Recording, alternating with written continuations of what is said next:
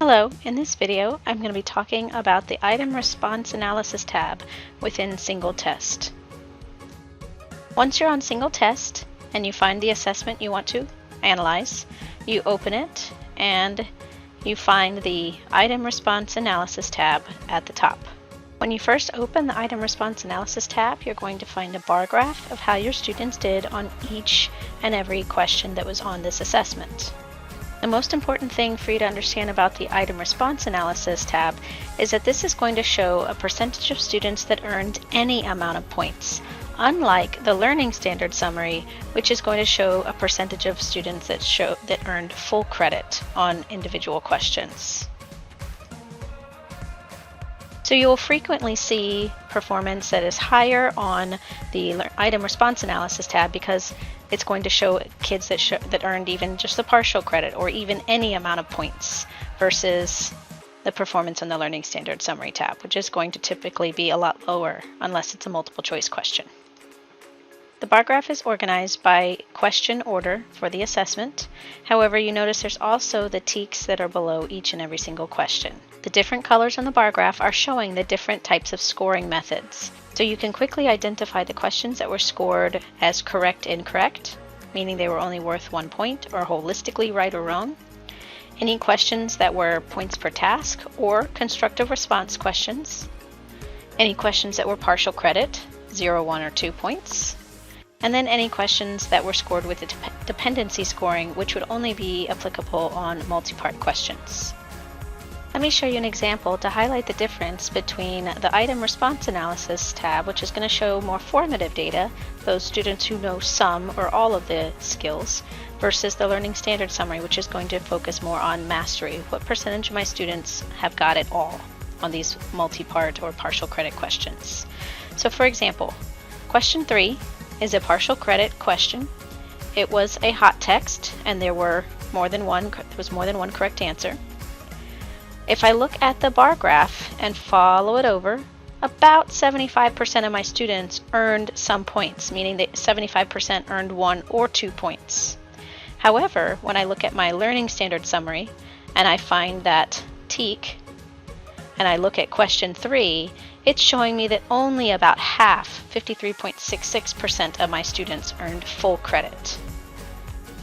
So that's going to be important for me as a teacher to reflect on, to think about the fact that about half of my kids earned full credit. They fully understood this question, they were able to answer all parts correctly and earn that full credit. Now 75% earned some points, so I can do some quick math and figure out that about a quarter, about 25% of my students got 1 point versus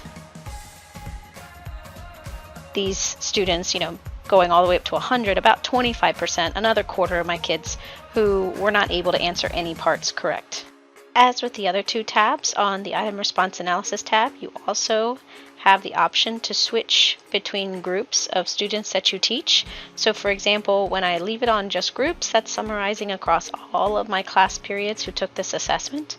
So if I'm a secondary teacher or a departmentalized elementary teacher, I have the option to, for example, in secondary, maybe only select the class periods who took this test. And so that would take out any of my students who maybe I don't actually teach in this core content area, but maybe I teach in a flex class period or in an elective. Clicking apply shows me the summarized data for whichever class periods I select. I can switch if maybe I am a departmentalized elementary teacher and I want to look at my homeroom versus the other teacher's classroom. I can select just one class period and the graph will recalculate based on just this group of students that I chose.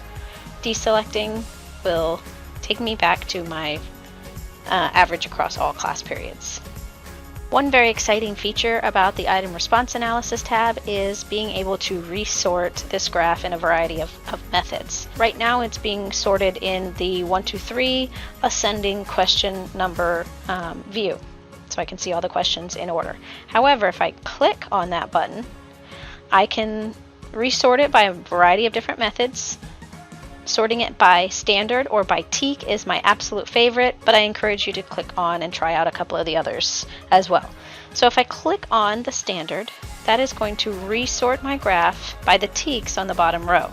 So then I can see that question 2 was the only question for 4.3b. and 4.8a had two questions, numbers 5 and 8 together, that I can then at least analyze together and try to tease out exactly where my students are and what their gaps are.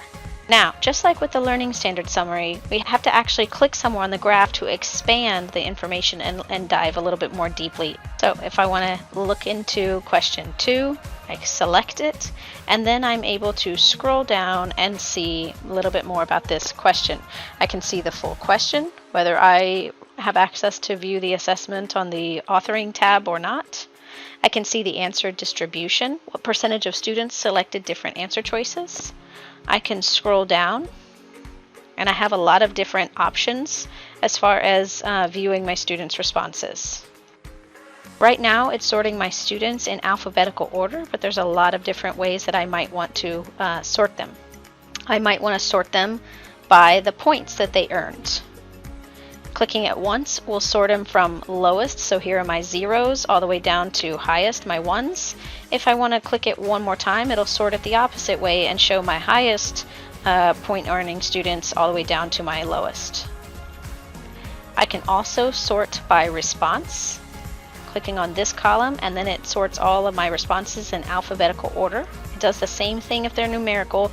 It treats it as text, and it does not sort it numerically, unfortunately. I also have the option of filtering my list of students. Right now, sorting is showing all of my students, but if I filter, I'm only going to show a selected group of students. So for example, I can click here and sort by the points that were earned. There's only 0 or 1 points on this question, so maybe I want to focus just on my students who did not answer correctly. I select it, press apply, and it's going to show me a limited list of students who only earned 0 points on this question. If I'm on a partial credit question, I have the option to filter by 0, 1, or 2 points. So maybe I just want to look at my students who didn't earn full credit, who hadn't quite mastered it. I can do that as well. Deselecting them will show me that list of all students again. And I also have the option to filter by any of their responses. So on this question, B seemed to be a pretty big distractor, and maybe that's something that I want to dive in a little bit more deeply and figure out what was the mistake that those students were making. So I can come down here, I can click on the filters, and I can type in B, and then click out of it, and now it's showing me a list of all my students who selected B as one of their answer choices. One thing to note, especially on these questions that have multiple correct answers, please look out for any students who are misunderstanding or misreading the question and are only selecting one answer choice instead of 2 or 3 or however many were specified in the question, because that could be a different intervention group or a different type of intervention for that student, more of a test-taking strategy for that student to pay attention to and highlight key words maybe in the question, as opposed to a comprehension or a specific skill that the student might need to work on. I can click on that filter again and click remove all. Notice that the 1 disappeared, and again it's returning me to my list of all students. Some questions, like constructed response questions, make more sense to view the students' responses as opposed to just looking at the list of students. So once I've selected that question, and I have sorted or used filters to look at my students in an organized manner. So for example, I just sorted by lowest points.